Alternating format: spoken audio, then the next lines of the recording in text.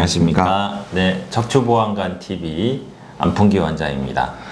네, 오늘은 환자분들이 또 많이 궁금해하시는 그 도수 치료에 대한 것들을 말씀을 나눌까 합니다. 그래서 저희 새로운 병원의 도수치료센터 팀장으로 계시는 김유호 팀장님을 소개하겠습니다.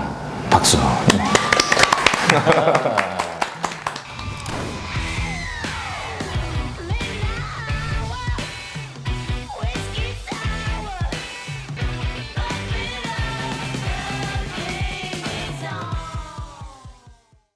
저는 이제 환자분들한테 설명드릴 때 어떻게 보면은 구조적인 문제를 해결하는 것과 기능적인 문제를 해결하는 것, 이 두 가지로 항상 설명드리거든요.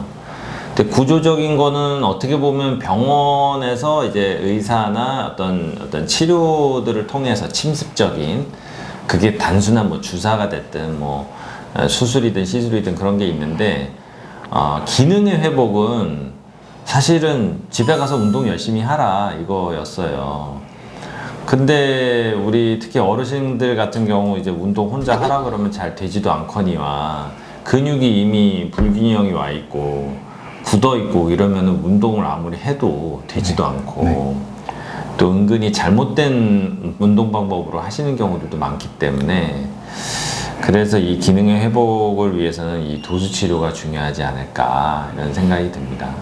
도수하면 조금 약간 뭐 이렇게 말하면 뭘까, 식상해 하시는 예, 그런 경우들도 있는 것 같아요. 왜 그런 거죠? 병원에서 도수 치료에 대해서 이제 받아보고 뭐 좀 부정적인 인식을 가지신 분들도 있고, 도수 치료는 그냥 단순히 마사지다, 뭐 손으로 주물러 주는 거다, 이런 식으로 이제 생각하시는 분들도 많거든요. 근데 우리가 이제 뭐 요리를 할 때 집에서 뭐 주물주물 한다 이렇게 표현하진 않잖아요. 그러니까 손을 가지고서 그 기능이라든지 그 역할을 통해서 이제 뭔가 요리를 만들어내듯이, 저희가 이제 도수라는 말 자체가 도구의 손이라는 뜻이거든요. 그래서 손을 통해서 치료를 한다라는 개념이기 때문에 한번 와서 받아보시면은 아, 이래서 치료가 되는구나를 조금 더 느끼실 수 있고 긍정적인 그런 이미지를 가지실 수 있을 거라고 저는 생각을 합니다.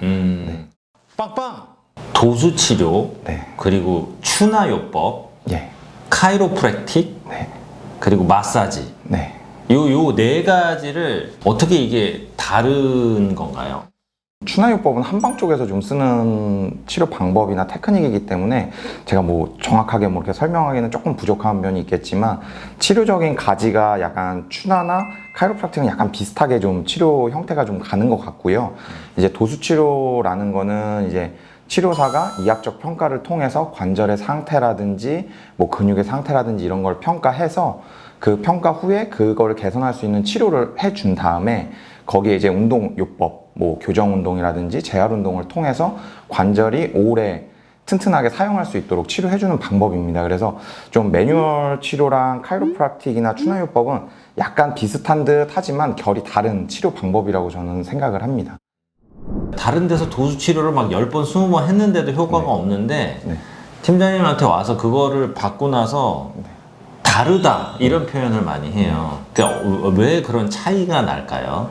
일단은 유호손은 약손인 것 같습니다. 제가 생각할 때 손을 잘 쓰기 때문에 좀 이런 그런 비결이 있는 것 같고요. 무엇보다 저는 좀 치료를 하면서, 제가 치료사로서 오래 생활을 하면서 계속 부족함을 항상 느꼈던 것 같습니다. 그래서 이제 환자분들한테 좀 더 좋은 치료나 이게 좀 더 오래 유지될 수 있는 방법이나 구조적인 부분을 이제 뭐 개선할 수 있는 방법이나 이런 거를 계속 고민하면서 치료를 하다 보니까, 거기서 만난 이제 같이 공부 열정이 있는 선생님들이나 이렇게 같이 일하고 서로 또 교류하고 하면서 더 좀 치료적인 부분이 좋아지는 것 같고요.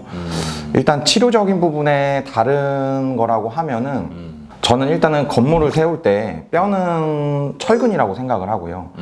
이제 근육은 시멘트라고 생각을 합니다. 근데 이게 내가 철근이 이렇게 휘어있는데 시멘트를 아무리 반듯하게 예쁘게 발라도 지진이 오거나 뭐 이렇게 외부 충격이 가해지면 무너지듯이, 이게 내가 아무리 근육을 잘 치료해놔도 구조적인 부분이 해결 안 된 상태에서는 또 아파지게 되고, 아무리 뼈를 잘 잡아놔도 내가 근육에 대한 부분이나 뭐 이런 거를 뭐 개선이 안 되고 뼈만 잘 잡아놓으면 또 무너지게 되거든요. 그래서 그런 구조적인 부분이라든지 기능적인 부분을 같이 해결하기 위해서 좀 공부를 많이 하고 있고요. 저희 팀 선생님들도 뭐 같이 공부를 많이 하고 그런 선생님들과 함께 일하려고 많이 하고 있습니다. 학문에 대한 거는 저는 철학을 되게 중요시하는데 내가 이 환자에 대해서 왜 치료해야 되는지에 대한 부분 그리고 내가 왜 공부해야 되는지에 대한 부분을 정확하게 느끼고 그 부분이 설립이 돼 있어야지 내가 그 학문을 가지고서 정확하게 치료를 할 수 있다고 저는 생각을 합니다. 그래서 선생님들한테도 기본적인 부분부터 이렇게 공부를 해 나가고 그 다음에 이제 뭐 테크닉적인 부분이라든지 이런 거를 좀 공부할 수 있게 저는 많이 좀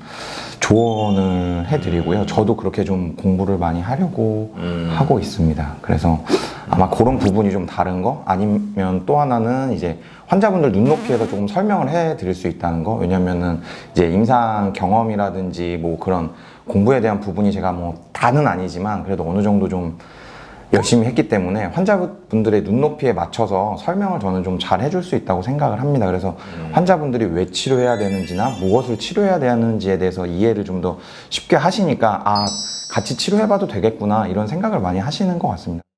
빵빵! 김유호 팀장님이 생각하시는 최소 이 정도의 횟수는 받아봐야 이제 뭔가 개선이 된다라는 그 횟수에 대한 얘기를 좀 한번 해볼까요? 급성기 통증이나 뭐 단순히 이제 스포츠 인저리로 이제 오시는 분들 같은 경우에는 그 요소가 제거가 되면은 되기 때문에 정말 이제 짧은 기간에 단기간 내에 그냥 그런 임프루브도 보여드릴 수 있고 치료 효과를 보여드릴 수는 있지만 이제 만성화된 통증이라든지 뭐 자세적인 통증에 대한 부분은 우리가 오른손잡이들 한글 이제 쓰라고 가르쳐 줄 때 왼손 한두 번 이렇게 가르쳐 주고 1시간 가르쳐 준다고 이제 왼손을 능수능란하게 이제 쓰지는 못하잖아요. 그쵸. 그렇기 때문에 이제 뭐 환자의 상태나 질환이라든지 이런 거를 고려해서 좀 치료 기준은 산정을 하는데 저희는 무조건 많이 다니세요, 오래 다니세요를 하진 않고요. 이제 그때 왔을 때 치료 상태에 대한 부분을 평가해주고 개선점을 평가하고 한 번 한 번 치료를 해나갑니다. 그래서 뭐 내가 이제 상태가 좋아지면은 뭐 일주일에 뭐 3번 오던 거를 한 번으로 줄이고 2주에 한 번으로 줄이고 나중에는 뭐 한 달에 한 번 정도 오셔서 팔로우업 하거나 아니면 상태에 대해서 이제 다시 좀 틀어진 부분이 있으면 교정하거나 이런 식으로 해서 최소 횟수를 가지고서 좀 최대 효과를 누릴 수 있게 좀 치료를 하려고 하는 편입니다. 근데 이게 뭐 환자마다 뭐 근육의 상태, 관절의 상태가 다 다르기 때문에 이거를 뭐 4번, 10번 이렇게 좀 특화하기는 조금 어려운 감이 없지 않아 있는 것 같습니다. 도수 치료 처방을 할 때 도수 상담이라는 네. 거를 많이 냅니다. 네. 그죠? 그래서 상담을 내면은 팀장님이 그거를 보시고 네. 횟수나 이런 것들을 알아서 조절을 하는 네. 거죠. 근데 그러면은 어느 정도 급성기가 끝났다고 했을 때는 팀장님이 네. 또 설명을 하시겠네요. 네. 뭐 한 달에 한 네. 번씩 오시면서 네. 체크 네. 검진을 네. 좀 해보자. 네. 그것도 너무 중요한 얘기네요. 이 얘기를 왜 지금 처음 알았지? 우리에게 돈과 시간이 주어진다면 네. 나는 이 환자분이 어떤 케이스라 하더라도 네. 스파르타식으로 네. 어디 이 김유호 팀장이 하는 이 병원에서 도수치료센터에 이제 한 3개월 정도 입원시켜가지고 네. 바짝 이 사람을 완전 새 사람으로 만들어 놓는다. 나는 그런 생각도 해봤어.